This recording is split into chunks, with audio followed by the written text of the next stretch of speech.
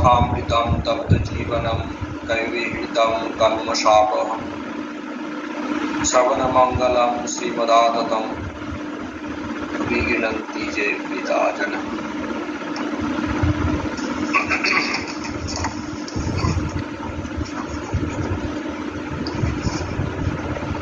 সাধু সঙ্গ আর প্রার্থনা। তো ঠাকুর বলছেন ঈশ্বর ও তার ঐশ্বর্য, এই জগৎ তার ঐশ্বর্য,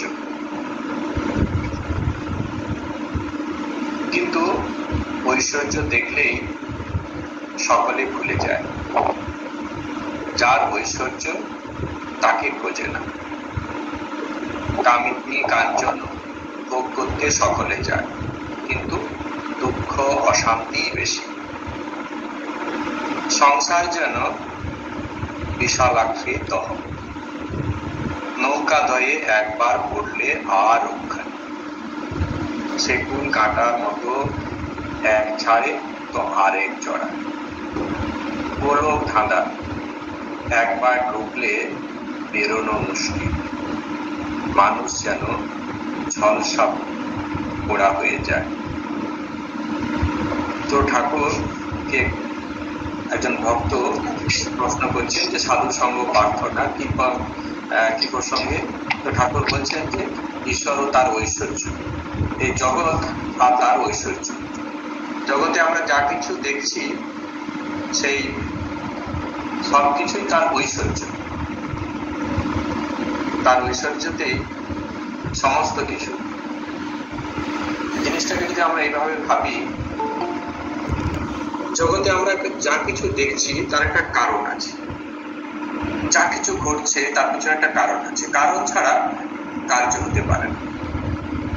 যেমন যখনই আমরা গাছের কল্পনা করছি, তার মানে একটা বীজ আছে। ওই বীজটা যদি না থাকে তাহলে গাছের কল্পনা করা যায়। তাহলে বীজটা হচ্ছে কারণ, সেখান থেকে গাছটা আমরা দেখতে পাচ্ছি, সেটা হচ্ছে কার্য। জগতে যা কিছু ঘটছে তাহলে তার পেছনে একটা কারণ আছে। এই যে বহি জগৎ দেখছি, দৃশ্যমান জগৎ, যেটা আমাদের মনকে সবসময় কেড়ে নেয়, রূপ রস গন্ধে ভরাই সুন্দর জগৎ, তাহলে এরও পেছনে একটা কিছু কারণ আছে। কিন্তু আমরা কি করি, ওই কারণটা না দেখে আমরা কার্যেই মেতে যাই। ঠাকুর সেই কারণে বারবার উদাহরণ দিচ্ছেন, এখানে খুব সুন্দর উদাহরণ দিচ্ছেন, যেটা বিশালাক্ষিত। তো এখানে সেই মানে ওখানে বড় সরোবর ধরুন, তার মধ্যে যদি পাক থাকে, সেই পাকে একবার পড়লে এত পাতলা পাক, সেটা একবারে মানুষ যদি একবার পড়ে যায় তার মধ্যে, সেখান থেকে উঠতে পারে না। কেন আমরা যখন উঠতে চাইবো তখন একটা জিনিস ওর সাপোর্ট দেব, তার পাকটা এত নরম, তার উপরে যেই মুহূর্তে আমি পা রেখে ওঠার চেষ্টা করছি, আমি কিন্তু ওই সাপোর্টটা পাচ্ছি না। সেই কারণে আমি আরো ভেতরে তলিয়ে যাচ্ছি। তো সংসার হচ্ছে এইরকম জিনিস, যেখানে আমাদের মনটিকে বারবার নিম্ন থেকে নিম্নগামী করে তোলে। আমরা আর উন্নতি প্রাপ্ত হতে পারি না যদি মনের মধ্যে বিচার বিবেক না থাকে। এখানে ঈশোপনিষদে একটি সুন্দর শ্লোক আছে, হিরণ্ময়েন পাত্রেণ সত্যস্য অভিহিতং মুখ। বলছে যে হিরণ্ময় পাত্র, হিরণ্ময় মানে সোনা, আবার সূর্যকেও বলে দিতে পারে। সোনার পাত্রকে দেখে আমাদের সবাই কি করি, ওই পাত্রটার দিকে আমাদের মন, তার ভেতরে যে কি আছে সেটার দিকে আমাদের আর মনে হয় না। সোনা এত মূল্যবান জিনিস, আমাদের মনে হয় না এর থেকেও আরো মূল্যবান জিনিস থাকতে পারে, জগতে এর থেকেও মূল্যবান জিনিস থাকতে পারে। এটি ভ্রমে পড়ে আমাদের আর মনে হয় না। সেই কারণে সোনার জিনিসেরই, অর্থাৎ বাইরের জগতের এই রূপ রসের মধ্যে আমাদের মনটি সবসময় ডুবে থাকে। এই যে বাইরের পাত্ররা দেখছি, সোনার পাত্ররা দেখছি, এই যে কন্টেনার দেখছি, কন্টেনার ভেতরে যে কন্টেন্ট কি থাকতে পারে সেটা আমরা জানি না, বা দেখার ইচ্ছাও হয় না, বাসনাও হয় না, কখনো জানার ইচ্ছা হয় না। কিছু বিবেকশীল মানুষ আছে, তাদের মধ্যে একটি প্রশ্ন জাগে, আচ্ছা কন্টেনারের এইরকমই যদি হয়, তাহলে ওর মধ্যে কন্টেন্টটা কি আছে দেখি, কোথা থেকে হয়েছে। এই যে বিচারগুলো তার মধ্যে তৈরি হয়, এগুলি তার মধ্যে তৈরি হয়। সেই জন্য ঠাকুর বলছেন যে আমরা ঐশ্বর্যের মধ্যে পড়ে, এই জগৎ সংসার যে রূপ রস গন্ধ ঐশ্বর্য আছে, সেই ঐশ্বর্যের মধ্যে পড়ে আমরা কি করছি, যে আমাদের আসল সত্যকে আমরা ভুলে গেছি, ওর মধ্যে পলবিত হয়ে গেছি আমরা। অর্থাৎ আমাদেরকে তাহলে কি করতে হবে, সোজা কথায় এটিতে পলবিত হওয়া চলবে না। জগৎ সংসারে আমরা এসেছি, কর্তব্যমাপী আমাদের কর্ম করতে হবে, সংসারে যেখানে যে আছি সেখানে আমরা যেন অতিরিক্ত ভাবে যতটুকু প্রয়োজন ততটুকুই যেন আমাদের কার্যকর্ম করি। আমরা কর্তব্যমাপী কর্ম, স্বামীজির ফেমাস লেকচার আছে, কর্তব্যমাপী কর্ম যোগাচ্ছি, কর্তব্যমাপী কর্ম। জগতে একটা বিশেষ পরিস্থিতিতে আমার একটা বিশেষ ভূমিকা, সেটি আমাকে নেভাতে হবে, সেটি আমাদের মনে রাখতে হবে। স্ত্রী হিসাবে আমার কিছু কর্তব্য আছে, সেটিকে আমাকে নিভিয়ে আমার দায়িত্ব পালন করতে পারি। মা হিসাবে আমার কিছু কর্তব্য আছে, সেটিকে আমি ঠিক যেন দায়িত্ব নেব, আমি পালন করতে পারি। স্বামী হিসাবে আমার কিছু কর্তব্য আছে, সেটিকে যেন ঠিক পালন করতে পারি। আমাদের মন মানসিকতা যেন আধ্যাত্মিকতাকে আশ্রয় করেই চলতে থাকে। যদি আমরা এই গ্রহ থেকে এই যে বিশালাঙ্কিত, ঠাকুর বলছেন এই যে সংসারের বলবৎ, এখান থেকে যদি আমরা বাঁচতে চাই, তাহলে একমাত্র রাস্তা বিবেককে সবসময় জাগিয়ে রাখতে হবে। বিবেককে যদি জাগিয়ে রাখি, তাহলে আমরা যতই ক্লাস অ্যাটেন্ড করি না কেন, যতই সাধু সন্তদের কাছে কথা শুনি না কেন, যতই আমরা শাস্ত্র গ্রন্থ করি না কেন, আমাদের কোন রকম মনে প্রগতি হবে না। কেন হবে না? কারণ আমি বিচার বিবেককে আশ্রয় করে চলি না।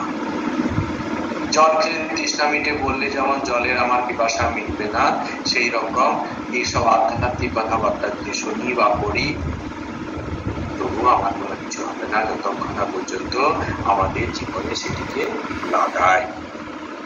আমাদের জীবনে সেটিকে লাগাতে হবে। ধীরে ধীরে আমরা কি করব, তখন আমাদের মনের উত্তরণ হবে। আর সেই পরিপক্ক মনে, যত মনটি পরিপক্ক হবে, ততই আমরা আরো করব ভালোভাবে চিন্তা করতে পারবো, জগৎ সংসারকে আরো বেটার ওয়েতে সমস্যাগুলোকে হ্যান্ডেল করতে পারবো। কারণ সমস্যা আমাদের থাকবে, সংসার মানে এখানে সবসময় সমস্যা থাকবে। এই সমস্যাকে কিভাবে আমরা জয় করব, সেটি একমাত্র আমাদের এইরকম যে প্রলোভনের জগৎ, সেখানে নিজেকে জড়িয়ে পড়া চলবে না। আমাকে কর্তব্যমাফিক কর্ম করতে হবে। স্বামী হিসাবে আমার যা কর্তব্য সেইটুকু করতে হবে। স্ত্রী তার ধর্ম পালন করছে কিনা, সে তার জন্য উত্তরদায়ী শিখতে থাকবে। আমার তরফ থেকে যেটুকু কর্তব্য সেটি আমি যেন পালন করতে পারি। পিতা হিসাবে আমার যা কর্তব্য সেটি আমি ঠিক করতে পারি। সন্তান আমার জন্য কি করলো না করলো, সেদিকে আমার যেন কোনো রকম চিন্তা না থাকে। আমার কর্তব্য আমাকে করে যেতে হবে। ঠাকুরের এই যখন আমাদের সমস্যা, সেখান থেকে বেরোনোর উপায় কি ঠাকুর জিজ্ঞাসা করতেন। ঠাকুর বলছেন উপায় সাধু সঙ্গ আর প্রার্থনা। নিয়ত সাধু সঙ্গ করতে হবে, আর কি হবে, প্রার্থনা করতে হবে। যদি সাধু সঙ্গ আর আমরা প্রার্থনা করি, তাহলে এই যে আমাদের সমস্যা, এই রোগ থেকে ধীরে ধীরে আমাদের মুক্তি মিলতে পারে, মুক্তি মিলবে। সাধু সঙ্গ মানে সৎগুণ যার আছে তার সঙ্গে সঙ্গ করা। মন প্রাণ অন্তরাত্মা যার ঈশ্বরের গত, তিনি হচ্ছেন সাধু। যিনি ঈশ্বরীয় কথা ছাড়া অন্য কোনো কথা পছন্দ করেন না, তিনি হচ্ছেন সাধু। আর কি, প্রার্থনা করা, ভগবানের কাছে প্রার্থনা করা। ব্যাকুল হয়ে যদি আমরা প্রার্থনা করি, তাহলে ধীরে ধীরে তিনি আমাদের সমস্যার সমাধান করে দেবেন। কিন্তু সেই বিশ্বাস আমাদের থাকা চাই, সেই বিশ্বাস আমাদের থাকা চাই। যেমন ছোট বয়সে আমরা দেখেছি, আমাদের যখন কোনো কিছু প্রয়োজন হয়,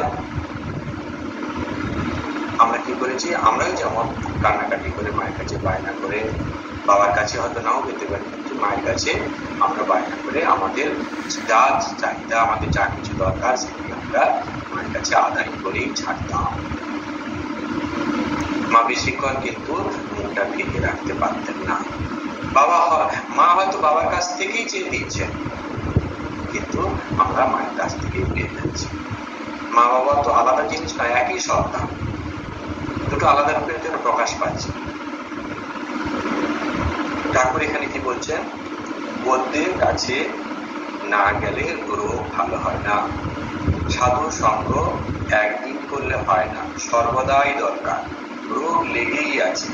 আবার বৈদ্যের কাছে না থাকলে নারী জ্ঞান হয় না, সঙ্গে সঙ্গে ঘুরতে হয়, তবে কোনটি কপের নারী কোনটি বৃদ্ধের নারী বোঝা যায়। ঠাকুর এখানে কি বলছেন? যে একদিন সাধু সঙ্গ করলাম তাতে কিন্তু হবে না, সব সময় তার সঙ্গে সঙ্গ করা দরকার। সেই জন্য ঠাকুর একটা উদাহরণ দিচ্ছেন, যদি নারী জ্ঞান করতে চাই তাহলে আমাকে সবসময় বৈদ্যের সঙ্গে থাকতে হবে, তবেই আমি নারী জ্ঞান করতে পারবো। কপের নারী কোনটা, কোনটা বৃদ্ধের নারী, সেটি আমরা চিনতে পারবো। কেন কবিটি বললেন? কেন কপের নারী চিনে আমার লাভ কি হবে? এটার মানে হচ্ছে যে কোন পরিস্থিতিতে যখন কপ বৃদ্ধি পায় তখন নারীটার স্পন্দন কেমন হয়, যখন বৃদ্ধের আধিক্য ঘটে শরীরে তখন নারীর স্পন্দন কেমন হয়, সেটি জানতে হলে সেটি দেখে আমি বুঝতে পারবো, যে স্পন্দন দেখে আমি করতে পারবো যে এখন আমার শরীরে বৃদ্ধের আধিক্য ঘটেছে কি কপের আধিক্য ঘটেছে। তাহলে সেটাকে চিনিয়ে দেবে, বৈদ্যের কাছে থাকতে থাকতেই আমরা সেটা শিখে নেব। সেই রকম আমাদের আধ্যাত্মিক জীবন যেসব সমস্যাগুলি আসবে, সেটি সাধু সন্তদের সঙ্গে যদি আমরা মেলামেশা করি, তাদের সঙ্গে আমরা থাকি, তাহলে ধীরে ধীরে আমাদের কি হবে, আমরা শিখে যাব। আমাদের মনের যখন এরকম সমস্যা আসবে তার কারণ কি কারণে হচ্ছে এটি, সেটি সাধু সন্তরা আমাদের শিখিয়ে দিয়েছেন। সে কারণে আমরা সমস্যাটা জানতে পেরে যাব। এই কারণে ঠাকুর বলছেন যে বৈদ্যের সঙ্গে ঘুরলেই কপের নারী বৃদ্ধের নারী চেনা যায়। অর্থাৎ আধ্যাত্মিক জীবনে যদি আমি এগোতে চাই তবে সাধু সঙ্গ করতে হবে। তার কারণ অনেক সাধু এই আধ্যাত্মিক জীবনে আমি কাটাচ্ছি, বিভিন্ন রকম তার মধ্যে অনেক সমস্যা আসবে।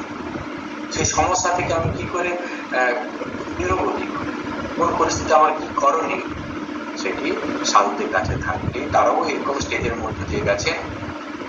সেই কারণে এইরকম মানুষদের কাছে থাকার কারণে আমরা শিখে গেছি কোন পরিস্থিতি করতে হয়। এবার ভক্ত প্রশ্ন করছেন, সাধু সঙ্গে কি উপকার হয়? শ্রীরামকৃষ্ণ উত্তর দিচ্ছেন, ঈশ্বরে অনুরাগ হয়, তার উপর ভালোবাসা হয়, ব্যাকুলতা না এলে কিছুই হয় না। সাধু সঙ্গ করতে করতে ঈশ্বরের জন্য প্রাণ ব্যাকুল হয়। যেমন বাড়িতে কারো অসুখ হলে সর্বদাই মন ব্যাকুল হয়ে থাকে, কিসের রোগী ভালো হয়। আবার কারো যদি কর্ম যায়, সে ব্যক্তি যেমন অফিসে ঘুরে ঘুরে বেড়ায়, ব্যাকুল হয়ে যায়। সেই যদি কোনো অফিসের বলে কর্মখালি নেই, আবার তারপরের দিন সে জিজ্ঞাসা করে আজ কি কোনো কর্মখালি হয়েছে। সব সময় মনটা পড়ে আছে যে কখন আমার চাকরিটা হবে। সেই ধরনের সকাল সন্ধ্যা যখনই সময় পাচ্ছে সেই জায়গায় গিয়ে খোঁজ নিচ্ছে। অর্থাৎ মনটা সবসময় পড়ে আছে।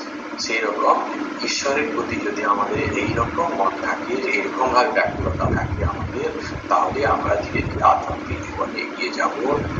আমাদের যে ঈর্ষিত বস্তু সেটি আমরা লাভ করতে পারি, আর আমাদের সংসার জীবনে যে সমস্যা সেখান থেকে বেরিয়ে আসতে পারব। এমন প্রশ্ন হতে পারে যে এই আধ্যাত্মিক জীবনের সঙ্গে আমার সংসার জীবনের সমস্যা সমাধানের কি সম্পর্ক থাকতে পারে? আধ্যাত্মিক জীবন একরকম জিনিস, যেটি আমি প্র্যাকটিস করলে কি হবে, আমার মনটা একটা ঈশ্বরমুখী হবে, ঊর্ধ্বগামী হবে, আমি হায়ার থট নিয়ে জীবন কাটাতে পারবো, উচ্চ চিন্তা নিয়ে জীবন যাপন করতে পারবো। কিন্তু সংসারের সমস্যা তো সম্পূর্ণ আলাদা জিনিস। না, এই যে আধ্যাত্মিক কথা আমরা প্র্যাকটিস করছি, এর দ্বারা মনের সন্তুলন আসে। মনটি ধীরে ধীরে কি হয়, শান্ত সৌম্য হয়ে ওঠে। মনের মধ্যে যে বৃত্তিগুলো আছে সেগুলো ধীরে ধীরে কি হয়, শান্ত হয়ে ওঠে। মন তো একটা বৃত্তিকে আশ্রয় করে সবসময় চলতে থাকে।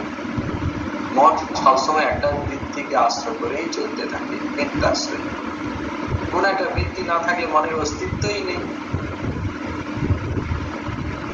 যেহেতু যখন আমরা গভীর ঘুমে চলে যাই তখন আমাদের কোনো বৃত্তি থাকে না, সেই জন্য আমাদের অস্তিত্ব থাকে না, আমরা বুঝতেই পারি না। আর স্বপ্ন অবস্থাতেও আমার অস্তিত্ব আছে। আমি স্বপ্ন দেখছি, আমি বুঝতে পারছি আমি স্বপ্ন দেখছি, তার মধ্যে যদি বেশি যাচ্ছে, যখন একটা থট চলছে কিছুক্ষণ বুঝতে পারছি আমি স্বপ্ন দেখেছিলাম। ছোট অবস্থায় বোঝা যায় না, চিৎকার চেঁচামেচি করতে থাকে, মা কিন্তু বুঝে যায়। কিন্তু বড় হওয়ার পরে সেই ঘটনাটি কিছু কিছু আমাদের মনে করে আমি স্বপ্ন দেখেছিলাম। আচ্ছা, তাহলে সেখানেও কিন্তু বৃত্তি চলছে মনের মধ্যে। কিন্তু যখন আমি গভীর ঘুমে চলে যাচ্ছি তখন আরাম। সেই জন্য কখন আমি ঘুমাতে গেছিলাম সেটি কেউ বলতে পারবে না, আর কখন আমি ঘুম থেকে ঠিক উঠলাম সেটিও কেউ কিন্তু আবিষ্কার করতে পারবে না যে আমি ঠিক এই সময় উঠেছি। ঠিক এই সময়ে 10টা 10 মিনিটে বা 10টা 11 মিনিটে ঘুমিয়ে পড়লাম, এটি করতে পারবে। আর ঠিক তেমনি ভাবে কখন কি উঠেছে সেটাও বলতে পারবে না। হ্যাঁ, মহারাজ আমি 6টার সময় উঠেছি বা 7টার সময় উঠেছি না, আপনি যখন উঠেছেন তার অনেক আগে আপনার সিস্টেম অ্যাক্টিভেট হয়েছে। ধীরে ধীরে ধীরে ধীরে আস্তে আস্তে সিস্টেমটা অ্যাক্টিভেট হয়েছে, সময় লাগবে। তার আগে কিন্তু অনেকে ঘুম হয়েছে, ঘুম ভেঙে গেছে, কিন্তু সিস্টেমটাকে অ্যাক্টিভেট হতে অনেক টাইম লাগে। যেমন কম্পিউটারে আপনি সঙ্গে অন করেন, সঙ্গে সুইচ অন হয়ে গেল, সঙ্গে সঙ্গে কিন্তু কম্পিউটার কাজ করার মতো অবস্থাতে নেই, কিন্তু টাইম দিতে হবে, তারপরে ও কাজ করার ক্ষমতা। যেমনি যেই মধ্যে শাট ডাউন করছেন সঙ্গে সঙ্গে করতে হবে না, আরো ভেতরে কাজগুলো করতে করতে করতে সমস্ত ফাইল টাইল গুছিয়ে তারপরে সে স্থির হবে। ঠিক তেমনি আমাদের এই আমাদের অবস্থা। সেই জন্য কি হয় যে আমাদের মধ্যে যে বৃত্তিগুলো আছে, আমরা যখন সাধন গঠনশীল হব, নিয়ত আমরা যদি জয়ধ্যান করি, তাহলে মনটি শান্ত। মনের মধ্যে সবসময় কিছু না কিছু চলছে। যে বৃত্তিগুলো, সেই বৃত্তিগুলো আমাকে কি করছে, আমাদেরকে মনটাকে আরো চঞ্চল করে দেয়। আমি যদি আমার মনের অনুকূল জিনিসগুলো সব পেয়ে যাই তাহলে আমি খুব শান্ত, আমার মনে কোনো কষ্ট নেই। যে মুহূর্তে আমি পারছি না সেই মুহূর্তে মন করছে, মনের মধ্যে রিয়াকশন হচ্ছে অনেক রকম জিনিস, এটা চাই ওটা চাই। যে মুহূর্তে আমি পাচ্ছি না সেই মুহূর্তে কষ্ট, যে মুহূর্তে সংসারে অশান্তি। কিন্তু অশান্তির মূল কারণ হচ্ছে আমার মনের শান্ত অবস্থা, আমার মনকে শান্ত অবস্থায় নেই। কারণ জগতে আমি যা কিছু চাইবো সমস্ত কিছু যে আমার পূর্ণ হবে তা কিন্তু নয়। আমাদের এই ধারণাগুলোকে ক্লিয়ার করতে হবে। যতক্ষণ পর্যন্ত আমাদের ধারণাগুলো ক্লিয়ার থাকবে না, আমরা শত চেষ্টা করলে আমাদের মনের কষ্ট আমরা বুঝতে পারবো না। কারণ জগতে যা কিছু আমি চাচ্ছি সেটা কোনো একটা জিনিস, বাইরের জিনিস, সেটা তো আমার নিজের নয়। আমার শরীর, আমার মন, এটি আমার সম্পূর্ণ আমার অধিকার আছে, যদিও আমরা কন্ট্রোল করতে পারি না। কিন্তু আমরা নিজের মনকে কন্ট্রোল করতে পারছি না। আমার নিজের মনই আমার বসে নেই। আমি ভাব কেন বলছি, আমার ছেলে কেন আমার কথা শুনে না, আমার স্ত্রী কেন কথা শুনছে না, আমার স্বামী কেন কথা শুনছে না। আরে মশাই, আপনার মন আপনার তো নিজের আরো কাছে, সেই মনটাই আপনার কথা শুনে। আপনার স্ত্রী, আপনার পুত্র, আপনার আরো যে আত্মীয় পরিজন, আপনি যাদের কর্মক্ষেত্রে যারা আছে তারা তো অনেক দূরে। আমাদের মনটাকে তো আমার নিজের মন, আমার নিজের যেরকম সঙ্গে আছে সব সময়, সেই আমার কথা শুনে।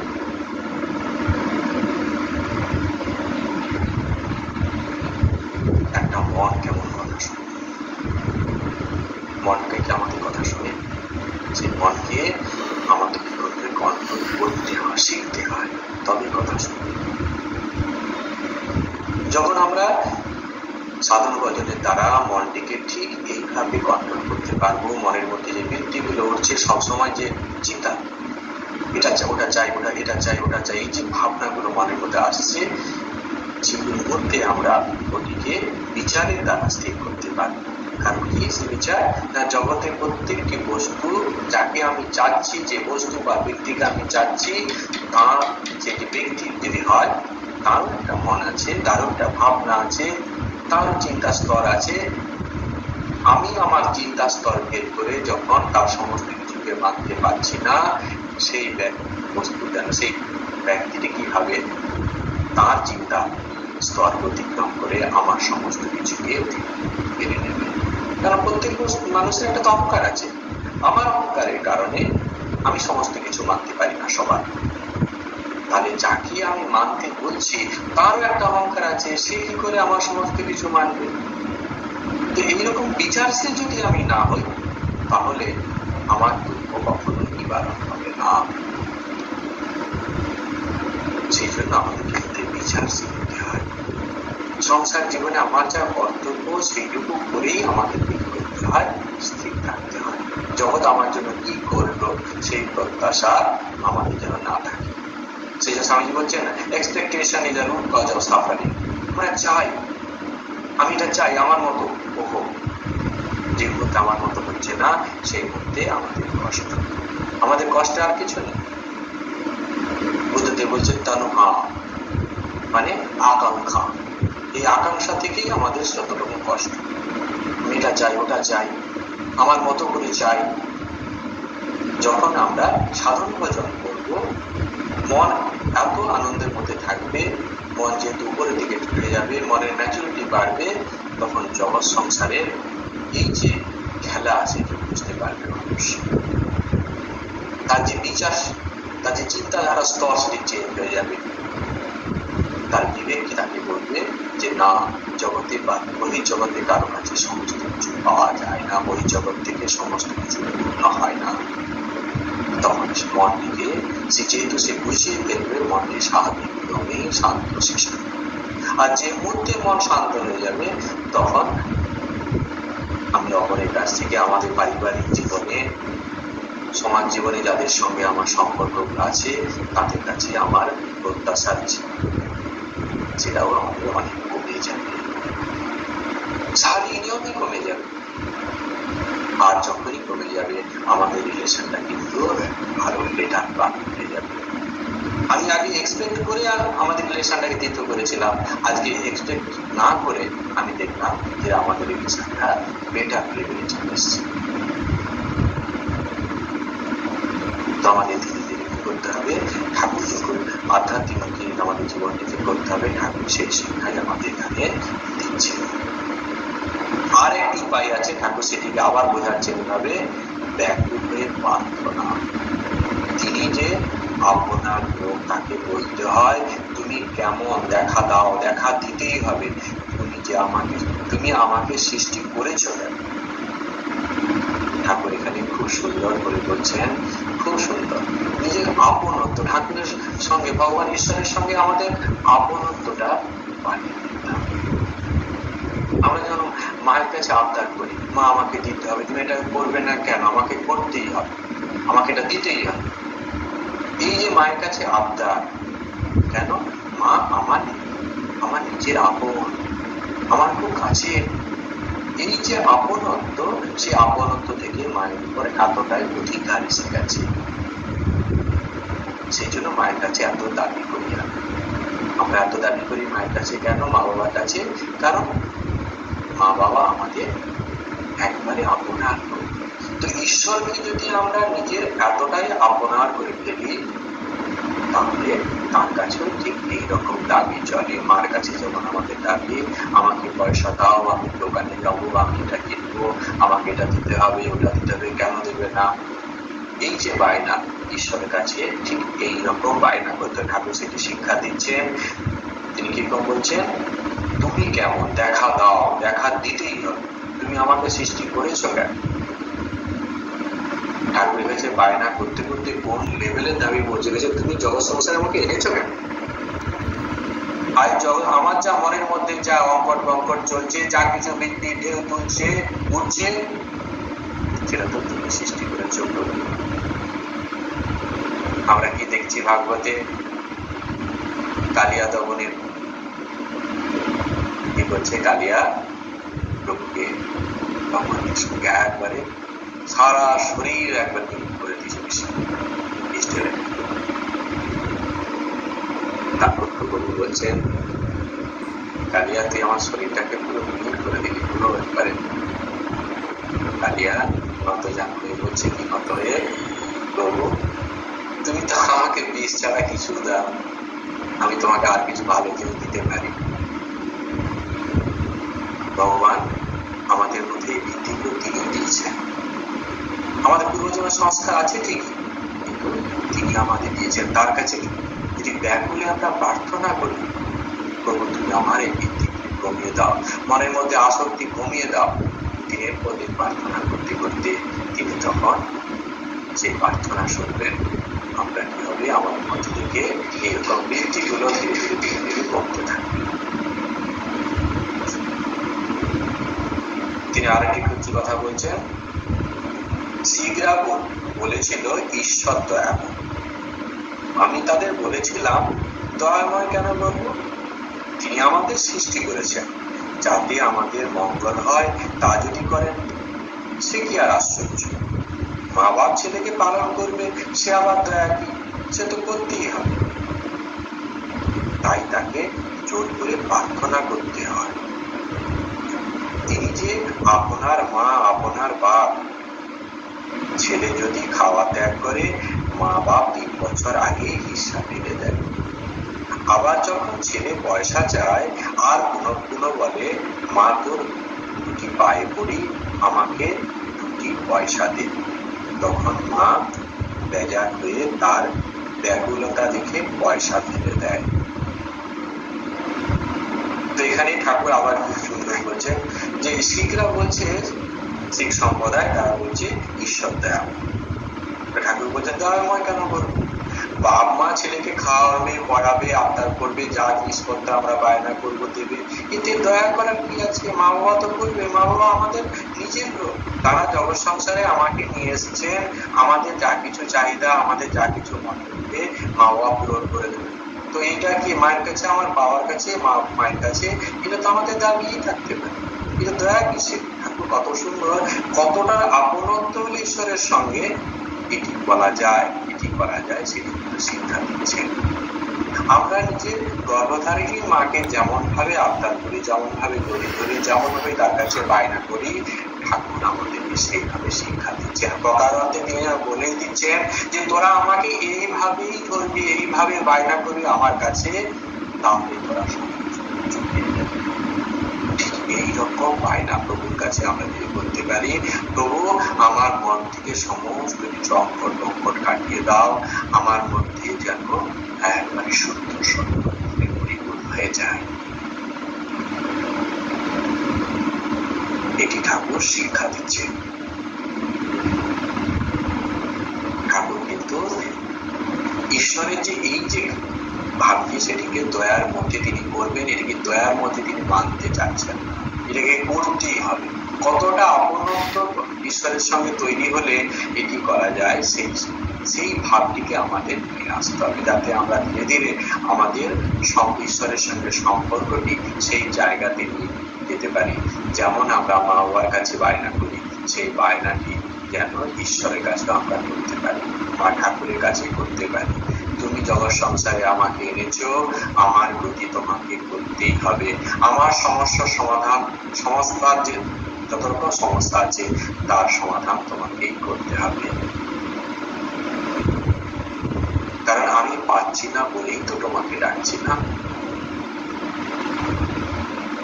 সে সুন্দর কথা বলে খোকা মহারাজ যখন গেছেন দক্ষিণেশ্বরে, ঠাকুর একদিন ধমক দিচ্ছেন, গিরে না এখানে আড্ডা মারতেছিস, খাবি দিয়ে ঘুমাবি, থাকবি, তো জলদেন করিস না, বকছি। খোকা মহারাজ তাকে উত্তর দিচ্ছেন, জল ধ্যান করে যদি ঈশ্বর লাভ করতে হয় তাহলে তোমার কাছে আসা কেন হয়? একবারে ঠাকুর আর কোনো শব্দ নেই। আমাকে যে জল ধ্যান করে ঈশ্বর দর্শন করতে হবে, তাহলে তোমার কাছে কেন আসবো? আমি তো বাইরের সাধুদের কাছে যেতে পারি। ঠাকুরের মধ্যে কি বিশ্বাস, ঠাকুরের মধ্যে কেমন ধরনের তার ভাবনা। ঠাকুরের কাছে এসে পড়েছি, তিনি আমাদের সমস্ত কিছু করে দেবেন। আচ্ছা আচ্ছা ঠিক আছে ঠিক আছে, তুই আমার নাম একটু করতে পারবি তো? না দুবেলা করতে পারা, ঠিক আছে ওইটুকু বললেই। তো আমাদের ঠাকুরের কাছে সেই রকম বায়না করা, সেই রকম দাবি, তোমাকে আমাদের সমস্ত কিছু করে দিতে হবে, আমার কিছু করতে পারবো। ঠাকুর ধীরে ধীরে আমাদের মনটিকে সে তেমন ভাবে তৈরি করে তিনি আমাদের দিয়ে সমস্ত কিছু করিয়ে নেবেন, সমস্ত কিছু করিয়ে নেবেন। তো এই বিশ্বাসটুকু আমাদের রাখতে হবে, আর তার উপরে যেন আমরা নির্ভর হতে পারি। যেমন মায়ের কাছে উপার্গ সন্তান যেন বাচ্চা ছেলেরা একবার নির্ভর পড়ার অবস্থায় হলে মা বাবার প্রতি ওই নির্ভরতা থাকে না। খুব কম ছেলে মেয়েরই এরকম নির্ভরতা থাকে, পাওয়াই যায় না কম ছেলে। আমরা যদি মায়ের কাছে ঠিক এইরকম ভাবে থাকি, ছোট থেকে অবস্থায় যেমন মায়ের কাছে নির্ভর, মা যেমন কি করবেন তেমন ঠিক তেমনি ভাবে ঈশ্বরের কাছে সবসময় এইভাবে নির্ভর, ঈশ্বরের উপর এইরকম নির্ভরতা যেন আমাদের আসে, তবেই আমাদের জীবনটি কি হবে, কি হবে, আমাদের সমস্ত সমস্যার সমাধান হয়ে আমরা ধীরে ধীরে মনটিকে উদ্ধারী করতে পারি। ঠাকুর কি বলছেন যে যখনই এরকম আমরা করবো তখন নিজের থেকেই সমস্ত সমস্যার সমাধানগুলো তিনি পেয়ে যাবে। সেই জন্য এখানে ঠাকুর নাম দিচ্ছে যে ছেলে যদি খাওয়া দাওয়া ত্যাগ করে, বাপ মা 3 বছর আগে থেকে ঈশ্বর ফেলে দেয়, আগে থেকেই তার যা বানা, যা কিছু তার সম্পত্তি, যা কিছু পাবে, যা সমস্ত কিছু আগে থেকে দেখে মাথা খারাপ করবে, সব দেখিয়েছে। তো এইরকম ভাবে আমরা ঈশ্বরের উপর নির্ভর যদি করতে পারি, তবে তিনি আস্তে আস্তে আস্তে আস্তে আমাদের যা কিছু দরকার তিনি সেটি সামলাই দিয়ে যাবেন। সাধু সঙ্গ করলে আরেকটি উপকার হয়, সদাসৎ বিচার। সৎ আর অসৎ এই বিচারটি জাগে। সৎ মানে নিত্য পদার্থ অর্থাৎ ঈশ্বর, আর কি অসৎ অর্থাৎ অনিত্য। অসৎ পথে মন গেলে বিচার করতে হয়। হাতি পরের কলা গাছ খেতে সুর বাড়ালে সেই সময় মাও ডাক শোনায়। তাহলে সাধু সঙ্গ করলে কি হয় আমাদের মধ্যে, আমরা যখন সাধু সঙ্গ করবো, উচ্চ যারা ধর্ম নিয়ে থাকে, আধ্যাত্মিকতাকে আশ্রয় করে জীবন কাটায়, উচ্চ চিন্তা নিয়ে জীবন কাটায়, তাদের সঙ্গে যদি আমরা সঙ্গে থাকি, সঙ্গ করি, তাহলে কি হবে, ধীরে ধীরে আমরাও তাদের মতো শিখে যাব সৎ বস্তু কোনটা, অসৎ বস্তু কোনটা। সৎ বস্তু জগতে একমাত্র ঈশ্বর, ঈশ্বরই একমাত্র সৎ। আর তাছাড়া জগতে আর যা কিছু আছে তদ্ব্যতিরিক্তম সর্বম অনিত্যম, ঈশ্বর একম সত্যম। ঈশ্বরই হচ্ছে একমাত্র সত্য বস্তু, তদ্ব্যতিরিক্তম, তাছাড়া ঈশ্বরের যা জগতে যা কিছু আছে অনিত্যম। কেন অনিত্য? কারণ নিত্য অনিত্য বস্তু ডেফিনেশনে বলা হচ্ছে যা 3 কালে থাকে সেটাই হচ্ছে নিত্য বস্তু, আর অনিত্য বস্তু মানে যা 3 কালে অস্তিত্ব নেই। ঈশ্বর সমস্ত সময় বিরাজ করছেন, আগেও ছিল, বর্তমানে আছে, ভবিষ্যতেও থাকবে। কিন্তু জগতে আমরা যা কিছু বহি চোখে দেখতে পাচ্ছি সেগুলো 3 কালে তার অস্তিত্ব নেই।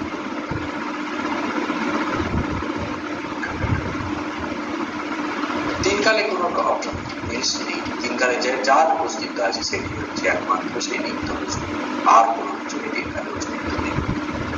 তাই আমরা যদি অনিত্য বস্তুকে ধরে যদি আমরা নিত্য আনন্দ পেতে চাই, শাশ্বত আনন্দ, তাহলে হচ্ছে যে আমারই ভুল। কারণ আমি জানি যে নিত্য বস্তু সবসময় থাকে, অনিত্য বস্তু সবসময় থাকে না। এখন নিত্য আনন্দ যদি পেতে যাই তাহলে নিত্য বস্তুকে ধরতে হবে, কারণ ওই বস্তুটা, ওই আনন্দটা কখনোই শেষ হবে না, কারণ নিত্য পদার্থ সবসময় থাকে, সেই কারণে আমার আনন্দটা সবসময় থাকবে। কিন্তু অনিত্য বস্তুকে যদি আমি ধরি তাহলে একটা টাইম পর্যন্ত সে আমাকে আনন্দ দিতে পারে, তারপর সেখান থেকে আমি আনন্দ পেতে পারবো না। সে চেঞ্জ যদি হয়ে যেতে পারে, সেটি চেঞ্জ হতে পারে, অনিত্য পদার্থের ধর্মই না। তাই যদি আমরা অনিত্য পদার্থ থেকে আমরা সেই নিত্য আনন্দ, শাশ্বত আনন্দ পেতে চাই, তাহলে আমার লজিকেই ভুল আছে, আমার বিচারটাকে ঠিক করতে হবে, আমার বুদ্ধিতে অপরিপক্বতা সেটিকে কিন্তু ঠিক করে দিতে হবে। এটি যদি ঠিক না করি তাহলে আমার দুঃখ তিনি লাঘব হবে না। কারণ আমি অনিত্য বস্তুকে ধরেই আমি নিত্য আনন্দ পেতে যাচ্ছি। আমি সবসময় যেন আনন্দ পাই, কি করে পাবো? আমি তো অনিত্য বস্তুকে ধরে আনন্দ পেতে যাচ্ছি। আজকে যে মানুষটার মন যেমন 10 বছর পরে তার মনকে যেমন নাও থাকতে পারে, আমি কখনো কাউকে কষ্ট করতে পারবো না। ওই জগতে যা কিছু যে কিছু জিনিসকে কেন্দ্র করে আমার যে আনন্দ, সেটি কিন্তু সবসময় আমাকে পারমানেন্ট আনন্দ দিতে পারবে না। এটি আমার মনকে বুঝিয়ে বিবেকটিকে মানে বিবেকে জাগরণ ঘটিয়ে আমাকে জ্ঞান দিতে হবে, তবেই আমি শান্তি পাবো। নাহলে আমার শান্তি কোনোভাবেই সম্ভব নয়। সেই কারণে ঠাকুর এখানে কথা বলছেন কি, সাধু সঙ্গ করলে কি হয়? সৎ অসৎ বিচার জাগিয়ে, কোনটা সৎ বস্তু কোনটা অসৎ বস্তু, এই বিচারটি সাধু সঙ্গ করতে করতে এটি পরিষ্কার হয়ে যায়। বইয়ে পড়া এক জিনিস, শোনা এক জিনিস, আর বোধ করা এক জিনিস। যতই আমরা সংসার জীবনে ধাক্কা খাবো, চলার পথে যত বাধা বিপত্তি আসবে, ততই ভাবতে হবে ঈশ্বর আমার জন্য খুব সুন্দর, কারণ বারবার আমাকে ধাক্কা দিচ্ছেন আমার এই সমস্যাটাকে সমাধান করে দিতে। যতই আমি ঝুট খাবো ততই আমি চেষ্টা করবো কিভাবে আমার ঝুট না খেতে হয়, আর যতই আমি চেষ্টা করবো তত বেটার লাইফ। আমি যত ধাক্কা খেতে থাকবো তত আমি বেটার লাইফ করার অভ্যাস করবো। ধাক্কা খেলেই তবে কিন্তু আমরা আমাদের মনের উত্তরণ ঘটে। সমস্যা যদি মধ্যে না থাকি আমরা, তাহলে আমরা কখনোই লাভ করতে পারি। জগতে যে যত বড় হয়েছে তাকে তত বেশি পরীক্ষা দিতে হচ্ছে।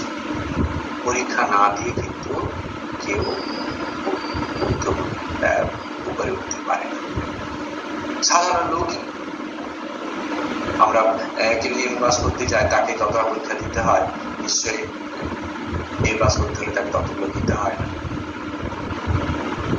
তার থেকে অনেক কম দিতে হচ্ছে। তো যত আমি উপরে উঠতে চাই তত বেশি পরীক্ষা আমার জন্য। আর এগুলোকে পরীক্ষা না ভেবে আমি ভাবি, আমরা কি ভাবতে পারি যে আমাদের উত্তরণের সুযোগ করে দিচ্ছে। এই সমস্যাগুলোতে আমি নিজেকে যাচাই করে নিচ্ছি, আমি আমার মনের লেভেলে কোথায় দাঁড়িয়ে আছি, আমাকে আর কি করতে হবে। প্র্যাকটিক্যাল বেদান্ত কর্মজীবনে আমাকে কিভাবে থাকতে, কিভাবে আমাকে কর্ম করতে হবে, এটি আমাকে বুঝিয়ে দিচ্ছে আমার মনের স্তর। আমি জগতে সবার কাছে সোয়াব করতে পারি, আমি নিজেকে কখনোই সোয়াব করতে পারি না। আমি নিজের সঙ্গে কখনো চিট করতে পারবো না। আমার অন্তরাত্মা আমাকে বলে দেবে আমি কোথায় দাঁড়িয়ে আছি। সেই জন্য আমাকে কি করা উচিত? এই সমস্যা দেখে কখনো ভয় পেতে নেই, সমস্যা দেখে কখনো ভয় পেতে নেই। সমস্যা করে এলে আমরা কিভাবে হ্যান্ডেল করবো নাকি, সেটার জন্য আমাকে চিন্তা করতে হবে। ব্যাস আলোচনা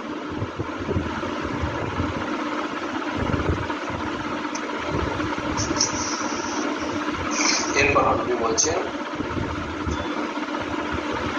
এবার প্রতিবেশী যে আসে বলছে, মহাশয় পাপ বুদ্ধি কেন হয়?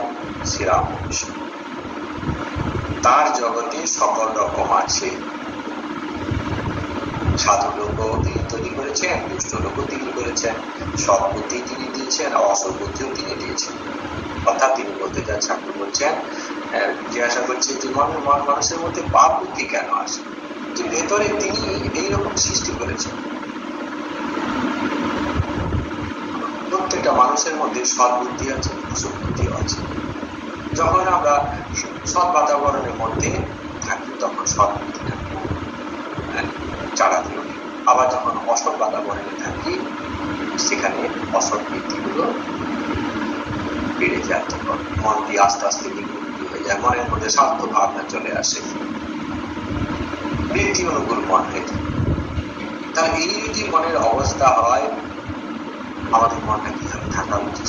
মনে শান্ত রাখতে হলে কি করা উচিত সেটা আমরা প্রত্যেকেই জানি। আগুনের সামনে থাকলে আমি যতই চেষ্টা করি আমি শরীরটাকে ঠান্ডা রাখতে পারবো না। স্বাভাবিক নিয়মে আমার শরীর কিছুক্ষণ পরে গরম হয়ে যাবে। তেমনি বরফের সামনে আমি যদি থাকি শত চেষ্টা করলেও আমার শরীরকে আমি গরম রাখতে পারবো না। কিছু সময় পরে আমার শরীর স্বাভাবিক নিয়মে ঠান্ডা হয়ে যাবে। তাই পরিবেশের প্রভাব আমার উপরে খুব কার্যকরী। তাহলে আমরা যদি সেই রকম তাপমাত্রাতে থাকি যেখানে সবসময় উচ্চ ভাবনাতে আমরা মনকে রাখা যায়, সেই রকম তাপমাত্রাতে থাকলে স্বাভাবিক নিয়মে কিন্তু আমাদের মন হয়ে যায়। মন্দিরে গেলে আমাদের মন শান্ত হয়ে যায় কেন? এত মানুষ এখানে সদ্ভাব সৎ চিন্তা করছে, ঈশ্বর ধ্যান জপ করছে, সব ভক্ত ভক্তরা তো করছে, সাধু সন্তরা ধ্যান জপ করছে, সবসময় সেখানে পূজা পাঠ চলছে, সেখানকার বাতাবরণটা সবসময় পজিটিভ বাতাবরণ। তো সেই রকম জায়গায় কিছুক্ষণ বসলে আমি চাই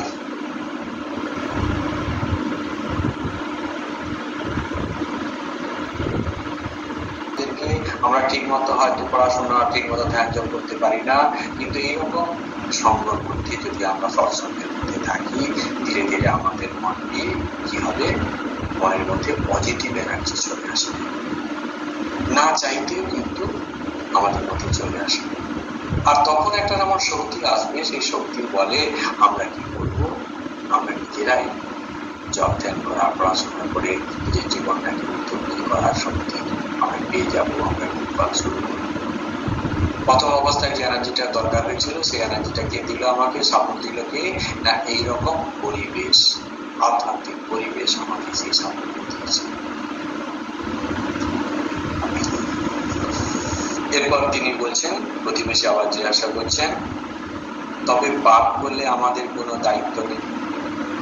ঠাকুরকে বলছেন, ঠাকুর আপনি তো বললেন যে পাপ বুদ্ধি, অসৎ বুদ্ধি, অসৎ বুদ্ধি ভগবান কি করছে আমাদের মধ্যে তিনিই দিয়েছেন। স্বাভাবিকভাবে তখন জিজ্ঞাসা করছেন যে তাহলে পাপ করলে আমাদের কেন লাগবে? ঈশ্বর যদি সমস্ত দিচ্ছেন তাহলে আমার কেন লাগবে? ঈশ্বর উত্তর দিচ্ছেন, ঈশ্বরের নিয়ম যে পাপ করলে তার ফল পেতে হবে। লঙ্কা খেলে তার ঝাল লাগবে না? সেজবাবু বয়সকালে অনেক রকম করেছিল, তাই মৃত্যুর সময় নানা রকম অসুখ হল। তো এখানে ঠাকুর সেজবাবু অর্থাৎ মধুবাবুর কথা বলছেন, রানী রাসমণির জামাই, তার সেই মধুবাবু তার ধারণ দিচ্ছেন যে ছোট বয়সের অল্প বয়সে যা কিছু হয় সেরকম শৃঙ্খল জীবন পালন করতো, সেই কারণে তার প্রায়শ্চিত্ত তাকে করতে হয়েছে, তার খুব কষ্ট সহ্য করছে, রোগ ব্যাধির মধ্য দিয়ে তার শরীরটাকে ঠাকুর বলছে। কালীবাড়িতে প্রোগ্রাম রাখবার অনেক সুন্দরী কাঠ থাকে, ভিজে কাঠ প্রথমটা বেশ জ্বলে যায়, তখন ভেতরে যে জল আছে টের পায় না। কাঠটা পোড়া শেষ হয়ে হলে যত জল পেছনে ঠেলে আসে আর ঘ্যাঁচ পোঁচ করে দিয়ে দেয়। তাহলে প্রথম অবস্থায় কি হয়, আমরা এসব বুঝতে পারি না, কিন্তু যত বয়স করতে থাকে তখন আমাদের সংস্কারগুলো তত ছাড়াতে ওঠে। শুধু তাই নয়, আমার যে কৃতকর্ম সে কৃতকর্মের ফলও আমাদের উঠতে হয়।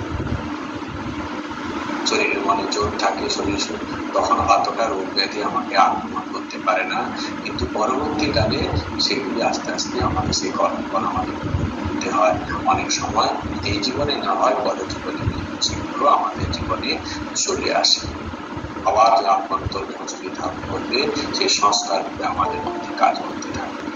সেই কারণে সমস্ত এসব বিষয়ে খুব সাবধান থাকতে হবে।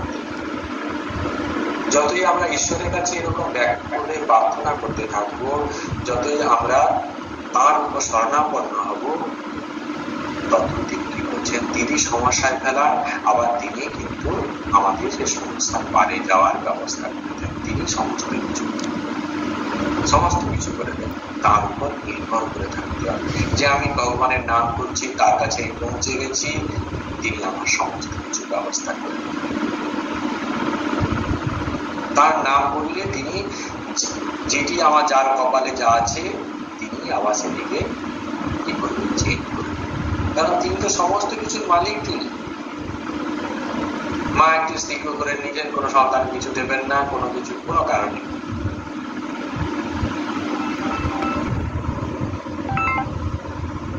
মা চাকরিত কিন্তু মা দিয়ে দেন। সেরকম প্রভুর কাছে আমরা যদি এইভাবে ব্যাকুল হয়ে প্রার্থনা করে থাকি, তাহলে তিনি যা কিছু করেছেন, যা নিয়ম করেছেন দেবেন না বা আমার কপালে এই আছে, সমস্ত চেঞ্জ করে আবার ঠিক করে দেবেন। এরপরে প্রতিবেশী জিজ্ঞাসা করছেন যে তবে ঈশ্বর দুষ্ট লোক করলেন কেন? তখন ঠাকুর বলছেন তার ইচ্ছা, তার লীলা। তো দুষ্ট লোক কেন করছে? তো ঠাকুর বলছেন তার ইচ্ছা, তার ইচ্ছাতেই সমস্ত কিছু। দুষ্ট লোক কেন করছে? ঠাকুর আরেকটু জায়গা খুব সুন্দর এখানে বলছেন যে দুষ্ট লোক আছে বলেই আমরা কি করতে পারছি, সৎ লোককে তৈরি করতে পারছি। আমরা দুষ্ট লোক দেখে আমরা দুটো শিক্ষা পেতে পারি যে জীবনটিকে যদি আমি ঠিক মতো না চালাই, তাহলে একটা সময় পর আমার জীবনে পরিণতি এরকম হবে। দুষ্ট লোক আমাদের ক্ষতি করছে, আমরা কষ্ট পাচ্ছি ঠিকই, কিন্তু আমরা এই শিক্ষাটাকে পজিটিভ ভাবে যদি নেই যে ছোট থেকে সে তার নিজের জীবনটিকে তৈরি করেনি, সেই কারণে তার মনের মধ্যে এই বৃত্তি, এবং সেই তার মনের এই বৃত্তির কারণে জগৎ সংসারের আর 5 জন মানুষকে সেইভাবে তাদের সঙ্গে বিয়ে করছে। আমি যদি এইটি দেখে আমার নিজের জীবনটিকে সুন্দর না করি, নিজের জীবন সম্বন্ধে সচেতন না হই, তাহলে কিন্তু অদূর ভবিষ্যতে আমার এর থেকে হয়তো খারাপ অবস্থা হতে পারে, এর থেকেও আরো খারাপ অবস্থা হতে পারে। ঠাকুর সেই কারণে বলছেন যে ভালো লোক তৈরি করবেন বলে তিনি দুষ্ট লোক সৃষ্টি করেছেন।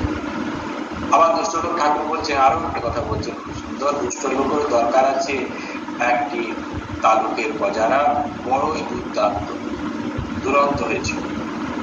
তখন গোলক চৌধুরীকে পাঠিয়ে দেওয়া হলো, তার নামে প্রজারা কাঁদতে লাগলো।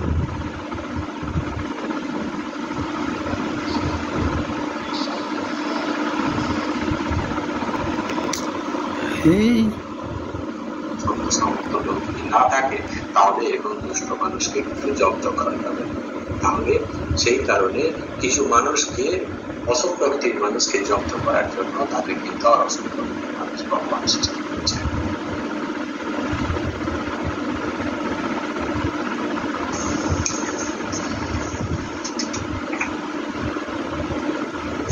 এরপরে প্রতিবেশী জিজ্ঞাসা করেছে মহাশয় সংসার থেকে কি ভগবানকে পাওয়া যায়? শ্রীরামকৃষ্ণ বলছেন অবশ্যই পাওয়া যায়, তবে যা বলল সাধু সঙ্গ আর সর্বদা প্রার্থনা, তার কাছে কেঁদে কেঁদে বলতে হয়। মনের ময়লা ধুয়ে গেলে তার দর্শন হয়। মনটি যেমন মাটি মাখানো লোহার চৌচ, ঈশ্বর চুম্বক পাথর, মাটি না গেলে চুম্বক পাথরের সঙ্গে যোগ হয় না। কাঁদতে কাঁদতে চুচের মাটি ধুয়ে যায়। চুচের মাটি অর্থাৎ কাম, ক্রোধ, লোভ, পাপ, বুদ্ধি, বিষয় বুদ্ধি। তো ঠাকুর এখানে খুব সুন্দর কথা বলছেন যে ঈশ্বরের সংসারে থেকে হবে না। ভক্ত জিজ্ঞাসা করছে, বলছে কেন হবে? তার কাছে প্রার্থনা করতে হয়। আর যতই আমরা প্রার্থনা করবো, যতই কেঁদে কেঁদে করবো, তাহলে কি হবে? আমাদের মনের মধ্যে যে পাপ বুদ্ধি আছে, যে ময়লা আছে, সেগুলো পরিষ্কার হয়ে যাবে। তখন স্বাভাবিকভাবেই আমরা ঈশ্বরের সান্নিধ্য লাভ করব। ঠাকুর সেটি সহজ করে বলে দিচ্ছেন। আর উদাহরণ দিচ্ছেন কি, যে লোহার সঙ্গে চুম্বক সবসময় আকর্ষণ করে, লোহার চুম্বকের মধ্যে এই যে আকর্ষণ, সেখানে লোহার মধ্যে যদি মাটি থাকে, তাহলে কিন্তু সেই চুম্বকটি আর আকর্ষণ হবে না। তো সেই রকম যে ঈশ্বর যদি আমরা সঙ্গ পেতে চাই, আমাদের মনের মধ্যে যে বৃত্তিগুলো আছে, মনের মধ্যে যে ময়লা আছে, সেটি যখন পরিষ্কার হবে তখন সম্ভব ঈশ্বর নাম। সেই কারণে আমাদেরকে সবসময় প্রার্থনা করতে হবে। তিনি যেটুকু শক্তি আমাদের দিয়েছেন সেই শক্তি প্রয়োগ করে তার কাছে আমরা যে ব্যাকুলে প্রার্থনা করি, তাহলে ধীরে ধীরে তিনি আরো শক্তি যোগাবেন। আর সেই শক্তিতে কি হবে, আমাদের মনটি আরো পরিষ্কার হয়ে যাবে। তিনি এমন শক্তি দেবেন তাতে আমরা আর ব্যাকুলে প্রার্থনা করতে পারবো। আর যত ব্যাকুলে প্রার্থনা করবো, যত তার কাছে আমরা কেঁদে কেঁদে পড়বো, ততই কি হবে, আমাদের মনটি আরো শুদ্ধ শব্দ হবে। তার নামের এতই মহিমা, এতই শক্তি, তার নাম করতে করতেই সমস্ত কিছু হয়ে যায়। তার নাম করলে ইচ্ছা হোক অনিচ্ছা হোক তুমি করতে থাকি, পরিষ্কার হয়ে যাবে। ঠাকুর মায়ের কাছে বলছে যে তুমি হেলায় করো, শ্রদ্ধায় করো, তোমার মধ্যে কি হবে, যে একটা নামে একটা শক্তি আছে, তার নামে যে শক্তি সেটা কাজ করবে। যে লঙ্কা মা বলছেন যে তুমি জেনে খাও আর না জেনে খাও, ঝাল লাগবেই লাগবে। তো সেই রকম প্রভুর নাম আমরা যদি শ্রদ্ধা সহকারে করি তো হবেই, সে তো আলাদা কথা। কিন্তু আমরা যদি এইভাবেই করতে থাকি, ধীরে ধীরে কিন্তু তার শক্তি অত দেরি হবে, কিন্তু কাজ করবে। এই জন্য সবসময় আমাদের প্রভুর নাম অভ্যাস করতে হবে।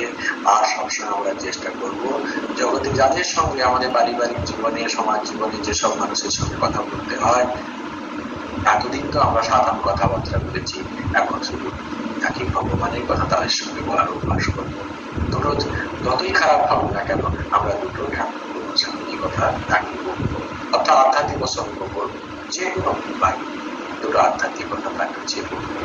আর আমরা মা ঠাকুর যে এই যে ভাব, জগতের সাধারণ মানুষ কত দুঃখ কষ্টের মধ্যে দিন কাটাচ্ছে, তাদের কাছে এই ভাব যেন আমরা দিল্লি পৌঁছে দিতে পারি। তবেই তো আমরা কি করবো, ঠাকুর সামনে সন্তানকে পরিচয় দেওয়ার যোগ্যতা অর্জন হয়। সবসময় আমাদের চেষ্টা করতে হবে যে জগতের প্রত্যেকটা মানুষ পতিতাপ জ্বালায় লগ্ন হচ্ছে, মায়ের বসে নিজেকে কি ভাবছে, কি করছে নিজে জানে না। আমরা যারা একটু পড়েছি, আমরা একটু যারা সাধু সঙ্গ করছি, তারা তো কিছুটা বুঝতে পারি জগৎ সংসারে কি লীলা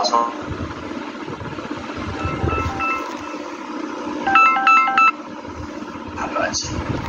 তো যারা ভাবছে বেশ ভালো আছে, তাদের কাছে যদি আমরা জানি আধ্যাত্মিক ভাবে যেসব মহাপুরুষ সে কথা, ঈশ্বরের কথা